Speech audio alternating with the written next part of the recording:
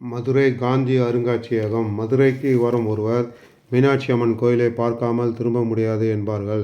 அதுபோல மதுரையின் வரலாற்றையும் இந்திய சுதந்திர போராட்டத்தின் நினைவுகளையும் அறிந்து கொள்ள விரும்புபவர்கள் தவறாமல் செல்ல வேண்டிய இடங்களில் ஒன்று காந்தி மியூசியம். இந்த காந்தி மியூசியம் 1670ஆம் ஆண்டு ராணி மங்கம்மாள் காலத்தில் கட்டப்பட்ட தமுகம் அரண்மனையில் அமைந்துள்ளது. இங்கு காந்தி படுகொலை செய்யப்பட்ட போது காந்தி அணிந்திருந்த ஆடையின் ஒரு பகுதி அங்கு பாதுகாக்கப்பட்டு வருகிறது. அதில் தேசத்தந்தையின் இரத்தக்கரையும் உள்ளது.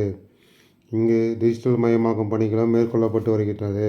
புதிய ஏவி தேடர், காந்தியின் வாழ்க்கை விளக்கும் ஆவணப்படங்கள், தொடுதிரை வசதிகள் என நவீன தொழில்நுட்பமும் இணைக்கப்படுகிறது. 1921ஆம் ஆண்டு மதுரையில்தான் காந்தி தனது எளிய அரை ஆடை தோற்றத்தை தேர்ந்தெடுத்தார் என்பது காந்தியின் வாழ்க்கையில் மதுரைக்கு இருக்கும் தனி சிறப்பை மேலும் உயர்த்துகிறது.